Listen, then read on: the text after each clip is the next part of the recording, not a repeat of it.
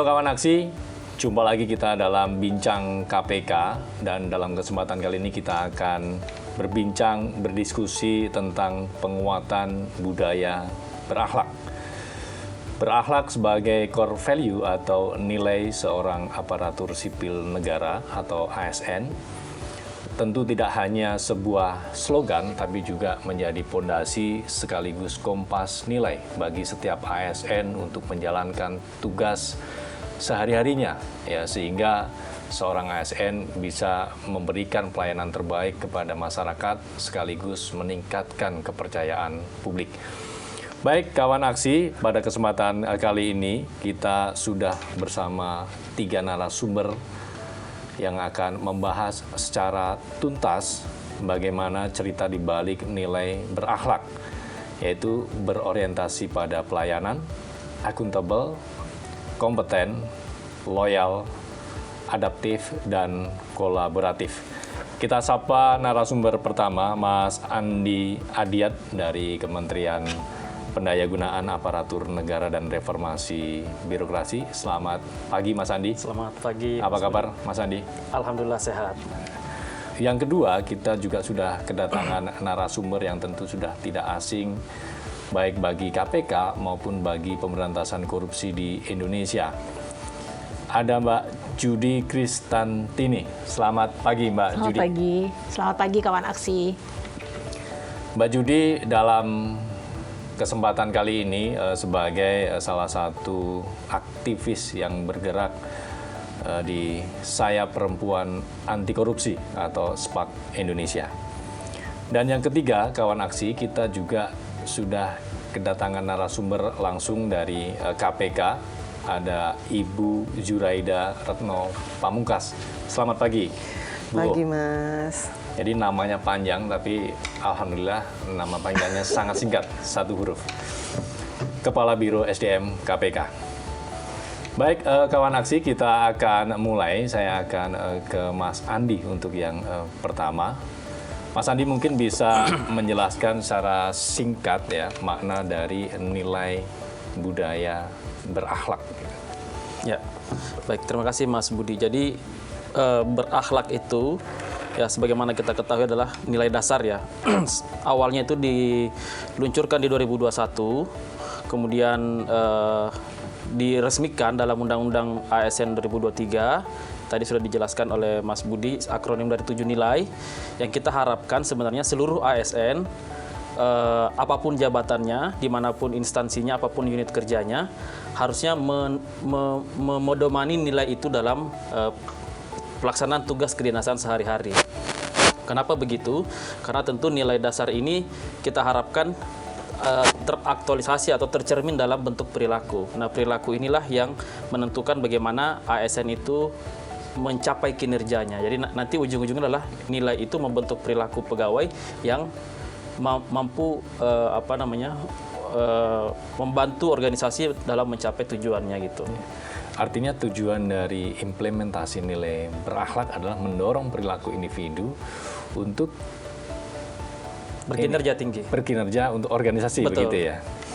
Baik, saya akan ke Mbak Judith. Jadi seperti apa nih makna nilai budaya berakhlak dari sudut pandang masyarakat atau sudut pandang SPAK? Oke, saya rasa ini satu perumusan yang maksudnya yang menarik dan kontekstual gitu dengan upaya-upaya pencegahan korupsi.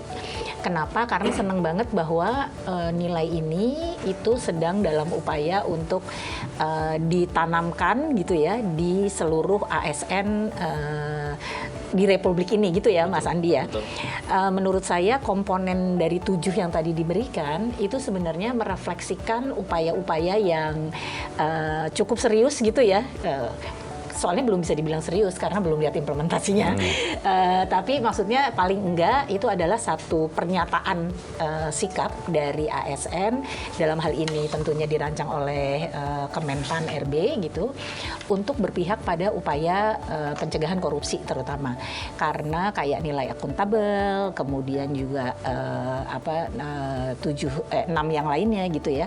Menurut saya itu adalah hal-hal yang prinsipil dilakukan diterapkan gitu. Jadi mudah-mudahan kalau misalnya nanti semua ASN bisa dengan sungguh-sungguh menerapkan dan dalam perilakunya gitu, saya rasa mudah-mudahan nggak ada lagi korupsi-korupsi di kementerian lah setidaknya gitu ya, yang memang menjadi motor dalam dalam memberantas praktek-praktek korupsi gitu. Artinya nilai-nilai dalam berakhlak ini juga relevan dengan isu kesetaraan, isu keamanan kerja begitu Mbak? Iya, gitu, itu relevan banget. Kayak misalnya ada salah satunya kan nilai harmonis ya. Nilai harmonis itu kan penerjemahannya itu adalah menciptakan rasa aman di lingkungan kerja gitu ya.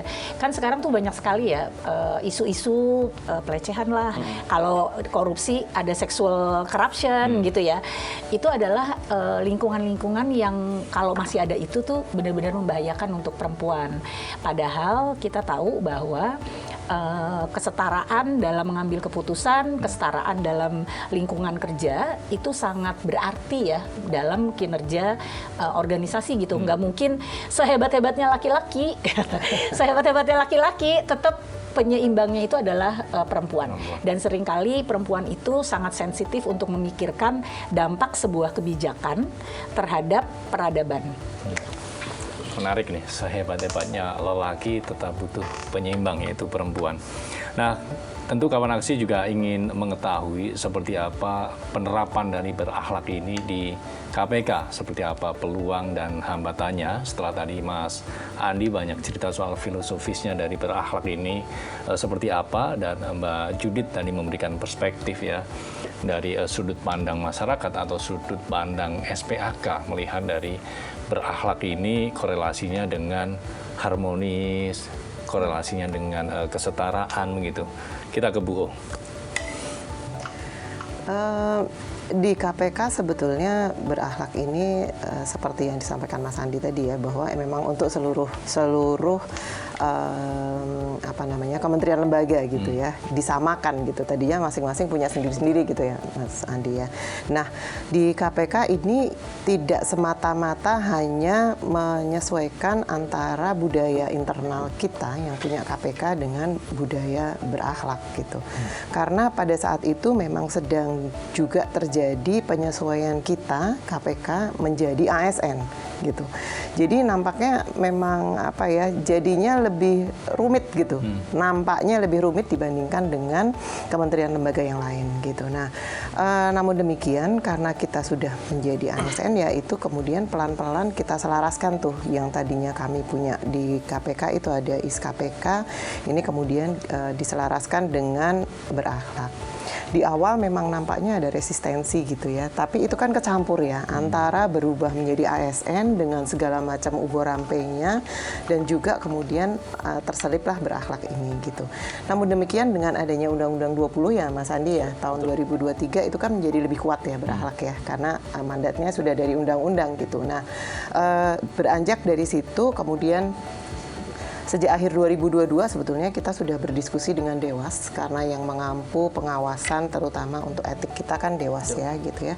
Sehingga ini mau kita bentuk seperti apa gitu. Sehingga akhirnya di 2023 itu kita sudah punya benang merah antara IS-KPK dengan berakhlak dan sudah dapat blessed gitu ya dari teman-teman di Dewas gitu sehingga kemudian kita bisa jalan mulai dari sebagaimana yang diarahkan oleh Menpan juga gitu bahwa harus ada deklarasinya gitu bahwa KPK juga mengikuti berakhlak gitu di tahun 2023. Kemudian setelah itu kita punya program besar juga di 2024 itu gelar wicara budaya berorganisasi yang menggunakan berakhlak gitu. Selain itu otomatis kita juga melakukan sosialisasi kecil-kecil gitu, tapi kita harapkan sering gitu.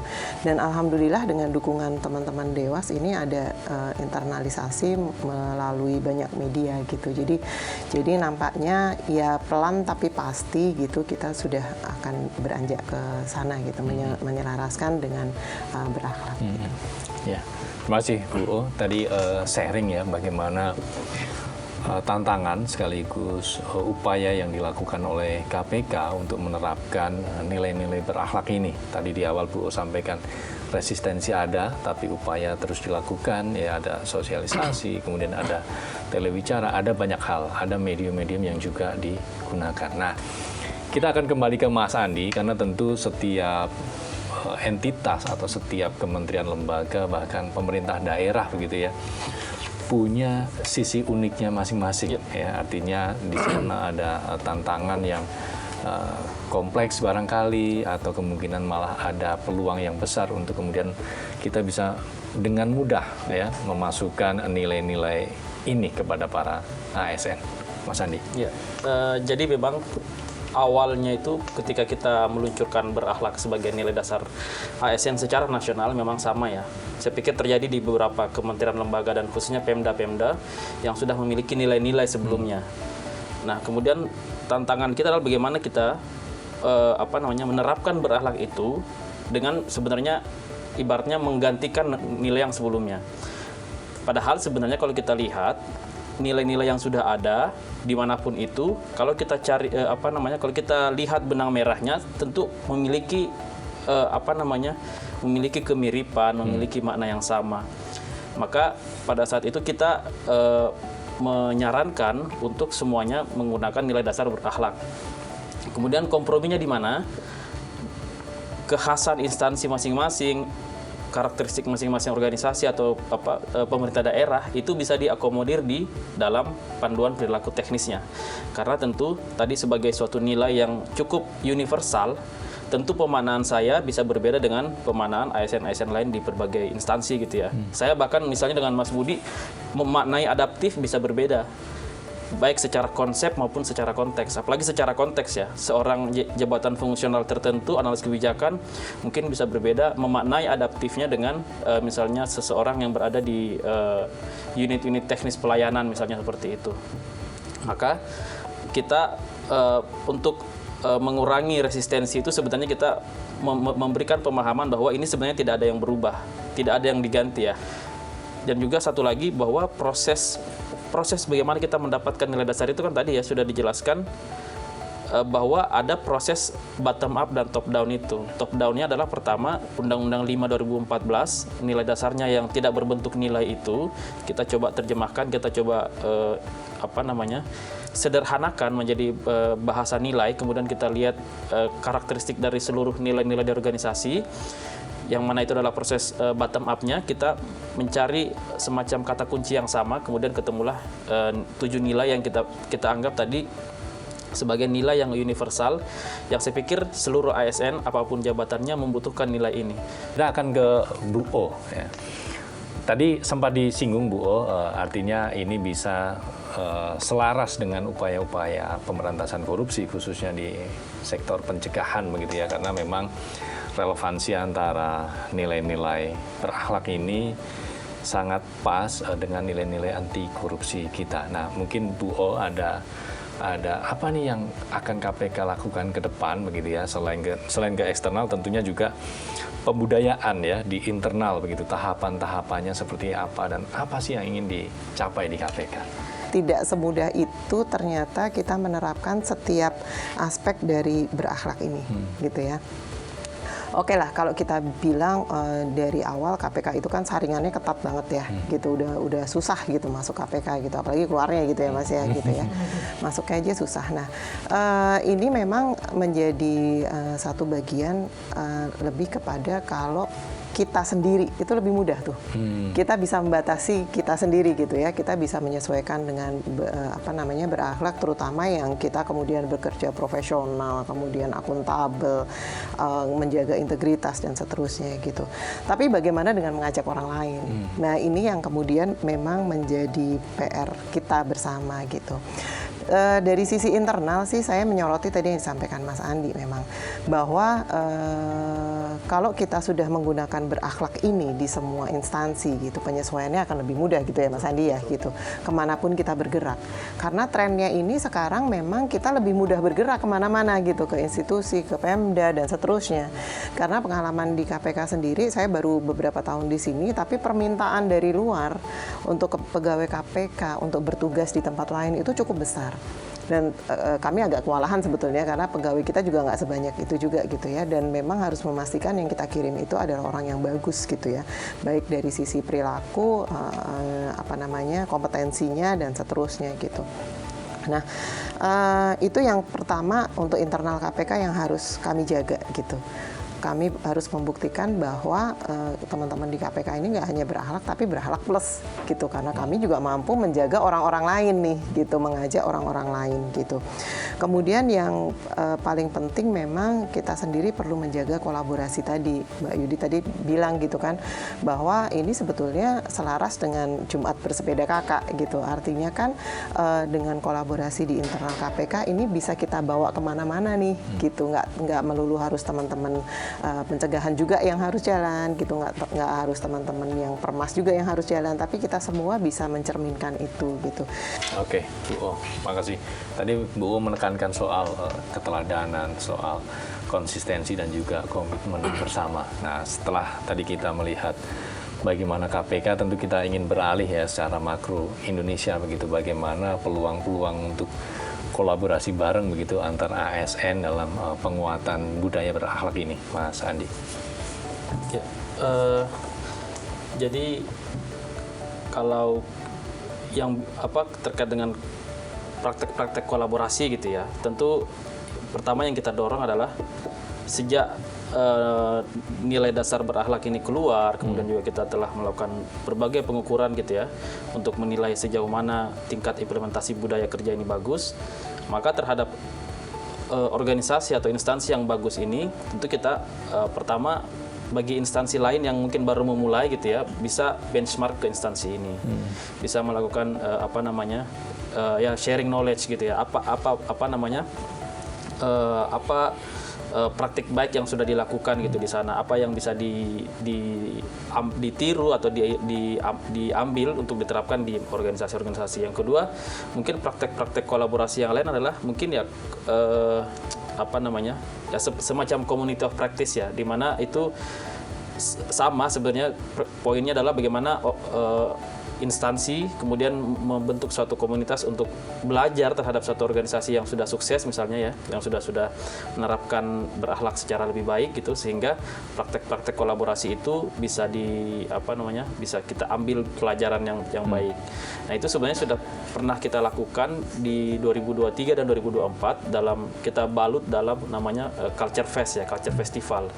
Nah, itu bentuknya sama, di mana instansi memamerkan gitu ya apa kesuksesan mereka dalam pembangunan budaya, kemudian instansi lain sebagai peserta, sebagai pengunjung gitu ya, kemudian melihat apa yang mereka bisa ambil, apa yang mereka bisa petik yang bisa mungkin diterapkan di instansi masing-masing. Makasih Mas Andi. Dan kawan aksi tentu kolaboratif tidak hanya antar ASN begitu ya, karena di sana kita juga sering melihat kolaborasi yang dilakukan antar pihak gitu ya, baik kepada kelompok-kelompok masyarakat sipil, salah satunya SPAK. Nah, ini Mbak Judith juga punya banyak pengalaman kolaboratif gitu ya dengan berbagai instansi, baik dalam rangka penguatan nilai-nilai dalam suatu institusi maupun dalam penyebaran nilai-nilai anti korupsi. Mbak Judith mungkin bisa sharing gitu ya sedikit saja soal hal-hal yang mungkin paling berkesan dan mungkin paling berdampak begitu terkait dengan upaya-upaya kolaboratif ini. Iya. Menurut saya kalau di dalam proses pembangunan budaya ini ya, yang sering lupa, yang sering banyak orang lupakan itu adalah membuat narasi dari sebuah cerita positif. Karena ini kan sebenarnya kalau budaya itu kan kayak mengubah paradigma ya. Jadi positive change story itu jadi penting gitu. Maksudnya SPAK itu udah membuktikan juga dari beberapa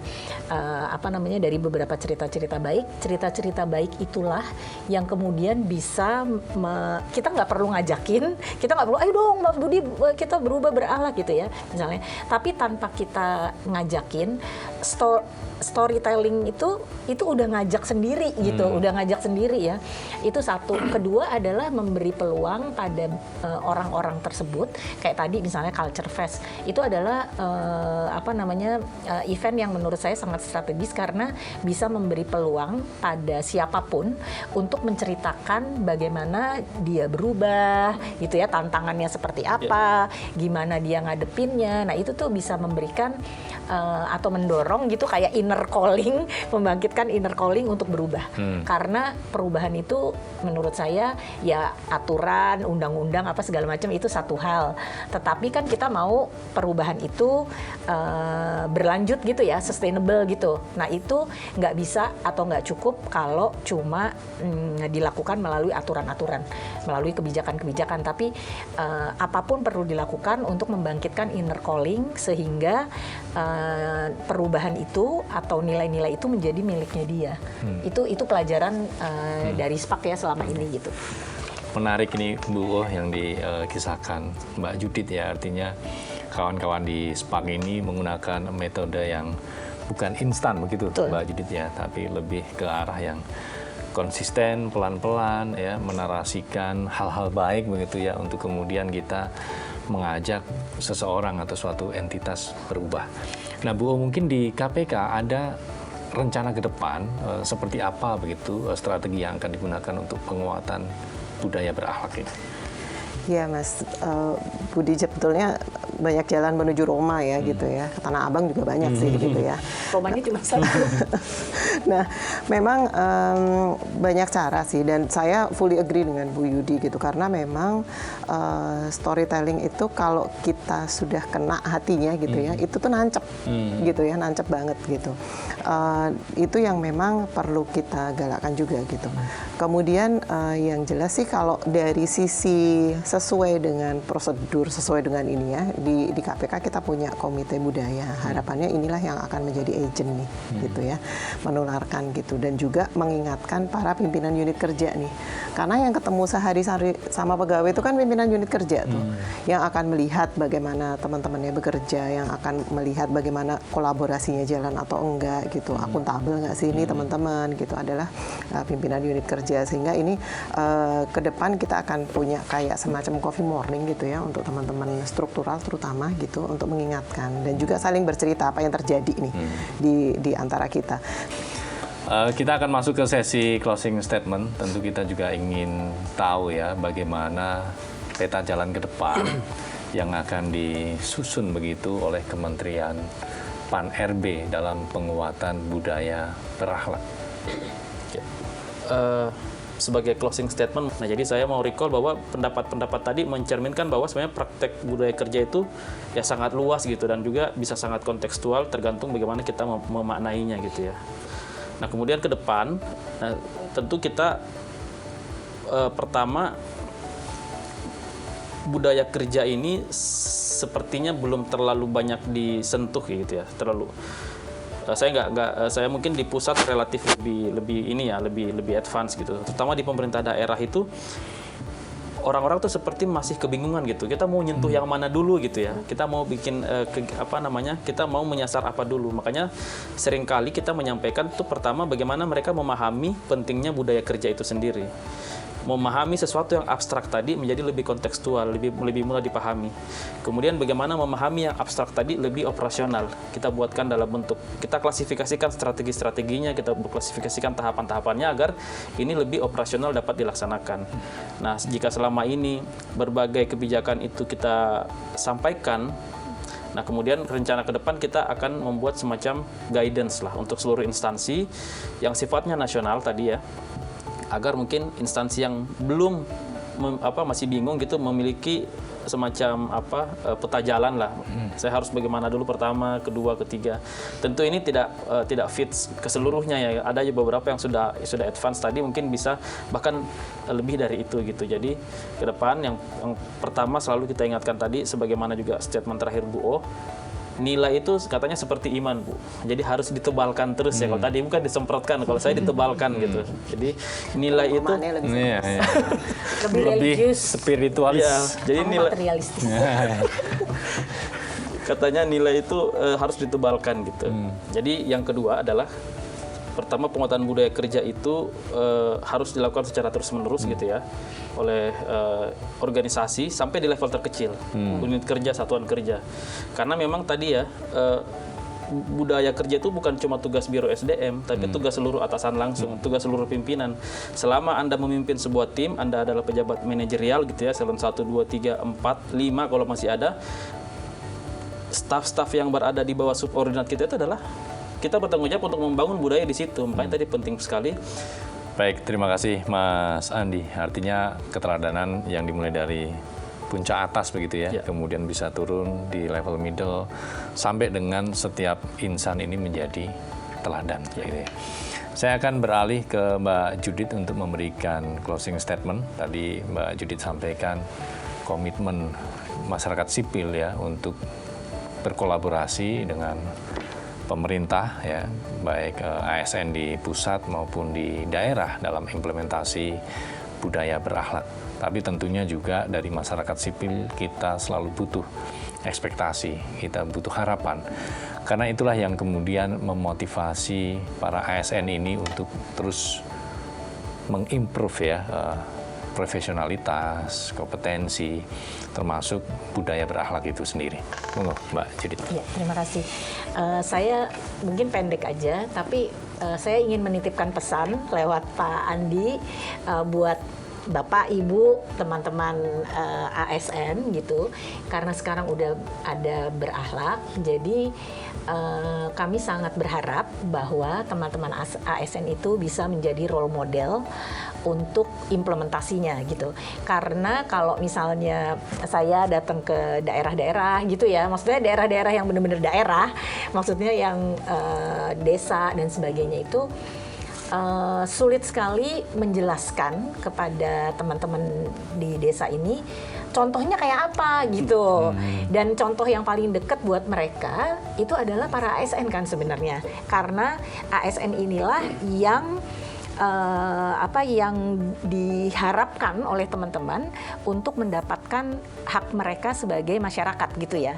Nah, jadi seneng banget kalau nanti meskipun belum tahu kapan gitu ya, tapi at least mungkin 5 tahun lagi lah jangka pendeknya gitu ya, 3-5 tahun lagi ada role model yang bisa ditunjuk gitu. Karena kalau SPAK itu menginspire perubahan, dia selalu perubahannya tuh kayak apa sih gitu ya. Nah itu yang menurut saya sangat menitipkan kepada Mas Andi, buat teman-teman ASN, Bapak, Ibu gitu. Semoga bisa menjadi role model sehingga itu akan mempercepat, mempermudah proses pendidikan masyarakat. Oke. Terima kasih Mbak Judith ya. Pesan utamanya bagaimana ASN itu bisa menjadi role model di tengah masyarakat. Saya akan beralih ke Bu O, closing statement. Tadi kita sudah mendengar seperti apa peta jalan ke depan implementasi budaya berakhlak. Kita juga sudah mendengar ekspektasi dan harapan tinggi dari Mbak Judith ya, bagaimana ASN ini bisa menjadi contoh ya, sosok teladan di tengah masyarakat. Nah, bagaimana di KPK, Bu?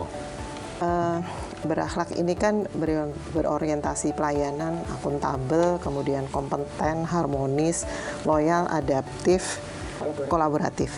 Ini bukan hanya rangkaian kata-kata indah gitu, tapi ini menurut saya sih ini menjadi moral kompas kita gitu ya.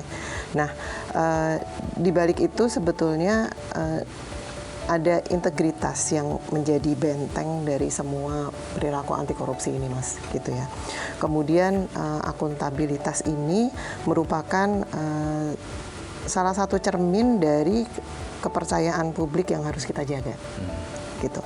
Nah, kemudian di atas itu semua apa? Kita perlu menjadi sebagai ASN yang profesional nih, benar-benar profesional dalam semua aspek gitu ya. Sehingga ini menjadi bukti bahwa kita memang benar-benar bangga melayani bangsa ini gitu. Katanya nggak boleh lelah mencintai Indonesia kan gitu. Jadi ini menjadi apa yang kita banggakan untuk melayani Republik ini gitu. Jangan biarkan kemudian berakhlak ini hanya slogan gitu ya. Saya menggunakannya di setiap PowerPoint gitu di atas gitu ya. Kemudian kita punya standing banner, kita punya di mobil kita juga ada tulisan berakhlak gitu. Tapi jangan ini hanya menjadi slogan-slogan saja yang kita baca gitu, tapi ini menjadi semua panduan kita di setiap kita mengambil keputusan, di setiap rapat kita gitu. Kemudian menjadi kebiasaan kita setiap kita berinteraksi baik di dalam maupun di luar gitu, karena di luar juga kita perlu menjaga ini dengan masyarakat gitu. Nah, buat saya mari kita jadikan KPK ini lebih dari lembaga penegak hukum gitu. Nggak cukup gitu kalau hanya sebagai lembaga penegak hukum, tapi juga teladan moral yang menginspirasi Indonesia. Cita-citanya begitu gitu. Sehingga bersama-sama tentunya dengan dukungan seluruh ASN ini gitu ya, kita bisa mewujudkan pelayanan publik yang bersih, kemudian berintegritas dan tentunya membanggakan gitu.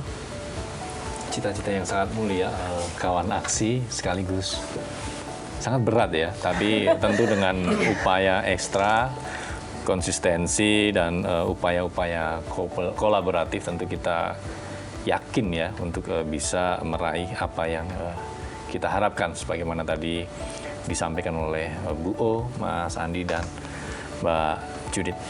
Baik, kawan aksi, demikian bincang kita pada kesempatan kali ini. Semoga apa yang disampaikan dan di-capture dari para narasumber, Mas Andi, Mbak Judith, dan Bu O, menjadi pengayaan bagi kita semua, khususnya dalam penguatan budaya berakhlak, baik di lingkungan KPK maupun ASN secara keseluruhan.